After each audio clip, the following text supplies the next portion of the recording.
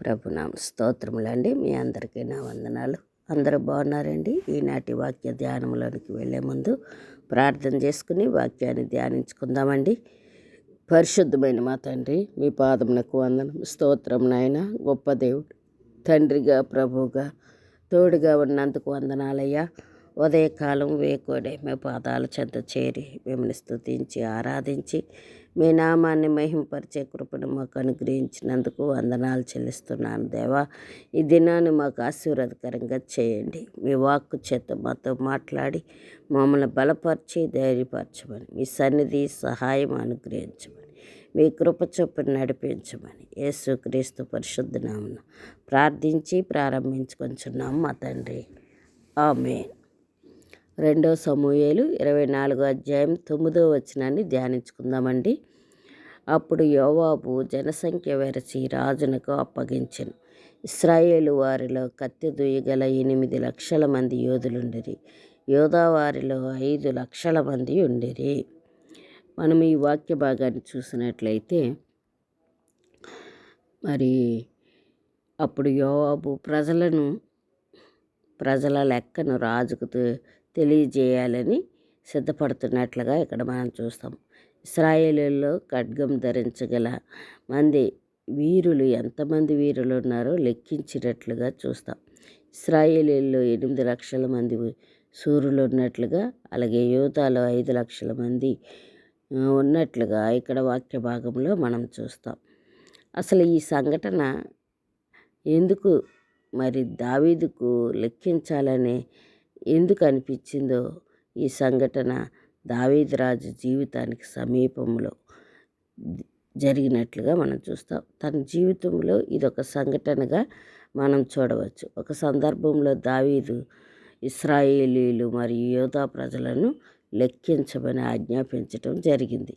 అయితే ఈ ఆజ్ఞ దేవుని చిత్తానికి అనుకూలంగా లేదు.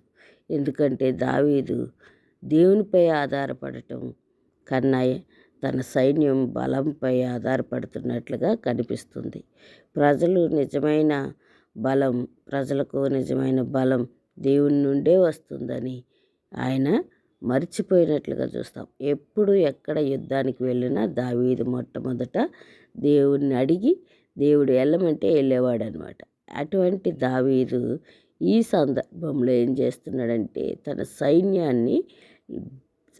సైన్యం యొక్క బలంపై ఆధారపడ్డట్లుగా మనకు కనబడుతుంది. అందుకనే ఏం చేస్తున్నాడంటే ఆ సైన్యాన్ని లెక్కించబడినట్లుగా మనము వాక్య భాగంలో చూస్తాం.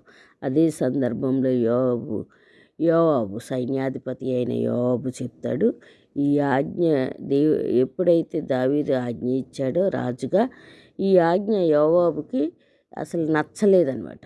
అందుని బట్టి ఏం చేస్తాడంటే రాజుతో మాట్లాడతాడు. దేవుడు ప్రజలను మరింత పెంచుతాడు. అంతేకాదు ఈ లెక్కెందుకు అని కొంత అభ్యంతరం చెప్తాడు. ఎందుకు దేవుడు మనకు విజయాన్ని ఇచ్చేవాడు, ఎందుకు సైన్యాన్ని మనం లెక్క పెట్టాలి, ఇది మంచిది కాదు అని రాజుకి సలహా ఇస్తాడు. అయినప్పటికీ రాజు ఏం చేస్తాడంటే యోవాబు యొక్క మాటను పట్టించుకోకుండా లెక్కించమని ఆజ్ఞ ఇస్తాడనమాట. ఇంకా అప్పుడు దేశమంతా తిరిగి 9 నెలలు 20 రోజులు ఆ యొక్క ఇశ్రాయేల్ దేశమంతా తిరిగి ఆ ప్రజలను లెక్కించినట్లుగా ఇక్కడ మనము వాక్య భాగంలో చూస్తాం.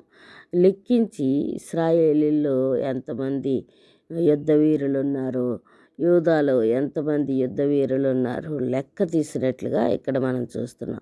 ఇశ్రాయేలీల్లో 8 లక్షల మంది, యూదాలో 5 లక్షల మంది ఉన్నట్లుగా ఇక్కడ వాక్య భాగంలో మనం చూస్తున్నాం. ఈ సంఖ్యలు రాజ్యం యొక్క బలాన్ని చూపిస్తున్నప్పటికీ దేవుని దృష్టిలో మరి విశ్వాసం లేకుండా ఆ యొక్క సంఖ్య పైన, అంటే వీరుల సంఖ్య పైన ఆధారపడటం అనేది ఎంత మాత్రం మంచిది కాదని ఇక్కడ వాక్యం మనకి తెలియపరుస్తుంది.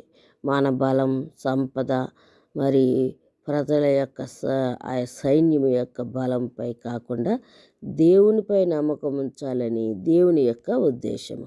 దేవుని చిత్తానికి విరుద్ధంగా తీసుకునే నిర్ణయాలు తీవ్రమైన పరిణామాలకు దారితీస్తాయని ఇక్కడ వాక్య భాగం ద్వారా మనం తెలుసుకుంటూ ఉన్నాం. తప్పు చేసిన తర్వాత దావీదు పశ్చాత్తాపడ్డాడు. వెంటనే తన తప్పును గ్రహించి పశ్చాత్తాపడ్డాడు. మనం కూడా వెంటనే దేవుని దగ్గరికి తిరిగి వెళ్ళి పశ్చాత్తాపడాలని దావీదుని చూసి మనము నేర్చుకోవాలి. మన విజయానికి కారణం మన బలం కాదని, మన శక్తి కాదని, మరియు దేవుని కృప మరియు ఆయన సన్నిధియే మనకు బలమని, నిజమైన బలమని మనము గ్రహించే వారంగా ఉండాలి. ఈ వచనం దావీదు రాజు ఆజ్ఞ ప్రకారం నిర్వహించిన జనాభా లెక్కింపు ముగిసిన తర్వాత యోవాబు రాజుకు నివేదిక ఇచ్చిన సందర్భాన్ని తెలియజేస్తున్నట్లుగా మనం చూడవచ్చు. దావీదు ప్రజలను లెక్కించమని ఆజ్ఞాపించినప్పుడు యోవాబు దీనిని సరైన నిర్ణయంగా భావించలేదు. ఎందుకంటే ఇశ్రాయేలు ప్రజల బలం వారి సంఖ్యలో కాదు కానీ దేవుని సన్నిధిలో ఉందని యోవాబు నమ్మినట్లుగా ఇక్కడ వాక్య భాగంలో చూస్తున్నాం. అయినప్పటికీ రాజు ఆజ్ఞను అతిక్రమించలేక యోవాబు ఏం చేశాడంటే దేశమంతా తిరిగి మరి లెక్క పూర్తి చేసినట్లుగా ఇక్కడ వాక్య భాగంలో మనం చూస్తాం. ఆ లెక్క పూర్తయిన ఈ సంఖ్యలు రాజ్యానికి ఉన్న సైనిక బలాన్ని చూపిస్తున్నప్పటికీ దేవునికి ఇవి ముఖ్యమైనవి కావు అని వాక్యం తెలియజేస్తుంది. దావీదు తన విశ్వాసాన్ని దేవునిపై కాకుండా తన సైన్య బలంపై ఉంచినట్లుగా కనబడుతుంది. అందువల్ల ఇది పాపమైపోయింది. తర్వాత దావీదు తన తప్పును గ్రహించి దేవుని ముందు పశ్చాత్తాపడ్డాడు. దాని ఫలితంగా ఇశ్రాయేలీలపైకి తీర్పు వచ్చినట్లుగా వాక్య భాగంలో మనం చూస్తాం. దేవునిపై ఆధారపడటమే నిజమైన భద్రతని దావీదు గ్రహించగలిగాడు. మన బలం, సంపద లేదా మన యొక్క బలగం మనలను రక్షించవు. దేవుని కృపే మనల్ని రక్షిస్తుందని ఈ యొక్క వచనం ద్వారా మనం తెలుసుకుంటున్నాం. తప్పు తెలుసుకున్న వెంటనే పశ్చాత్తాపడితే దేవుని కరుణ పొందుకుంటారు. నాయకుల నిర్ణయాలు అనేక మంది జీవితాలపై ప్రభావం చూపుతాయి. మరి మన జీవితాన్ని నిలబెట్టేది మన సామర్థ్యం కాదు, దేవుని కృప. గర్వాన్ని అణచగలవు కానీ దేవునిపై విశ్వాసమే నిజమైన విజయాన్ని ఇస్తుందని మనము చూడవచ్చు. దావీదు గొప్ప యోధుడు, గొప్ప రాజు అయినప్పటికీ ఈ సందర్భంలో అతడు ఒక పెద్ద పొరపాటు చేసినట్లుగా ఇక్కడ మనకు కనబడుతున్నాడు. దేవుడు గతంలో అనేక యుద్ధాలలో అతనికి విజయాన్ని ఇచ్చాడు. అయితే ఇప్పుడు అతను దేవుని శక్తిని కాకుండా తన సైన్యం ఎంత బలంగా ఉందో తెలుసుకోవాలని కోరుకున్నట్లుగా కనబడుతుంది. మరి ఈ వచనం మనకి గొప్ప విషయాలను బోధిస్తుంది. దావీదు తన సైన్యాన్ని లెక్కించాడు కానీ దేవుని శక్తిని మర్చిపోయాడు. మనం కూడా కొన్నిసార్లు డబ్బు, పరిచయాలు, పదవి ఇంకా అనేక రకాలైన వ్యాపకాలను కలిగి మన సామర్థ్యాలపై ఎక్కువగా ఆధారపడితే దేవుని విశ్వాసం తగ్గిపోతుందని దావీదుని బట్టి మనము నేర్చుకుంటూ ఉన్నాం. యోవాబు ఈ లెక్క సరైనది కాదని రాజునికి చెప్పినప్పటికీ మరి దావీదు తన నిర్ణయాన్ని మార్చుకోలేకపోయాడు.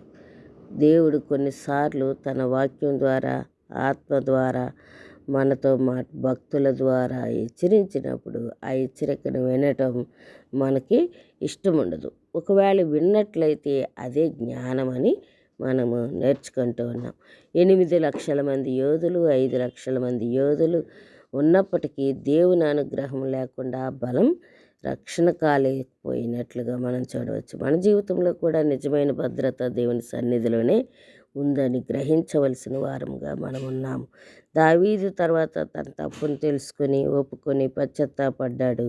అది మనకు గొప్ప పాఠంగా తప్పు జరిగిన వెంటనే దేవుని సన్నిధికి వెళ్ళి దేవుని వైపు తిరగాలి. ఆయన సన్నిధిలో తప్పును ఒప్పుకొని విడిచిపెట్టాలని ఇక్కడ వాక్యం ద్వారా మనం నేర్చుకుంటున్నాం. ప్రజలు మనుషులను ధైర్యపరచవచ్చు కానీ దేవుని సన్నిధి మాత్రమే నిజమైన విజయాన్ని ఇచ్చేది అని దావీదును బట్టి తెలుసుకుంటున్నాం.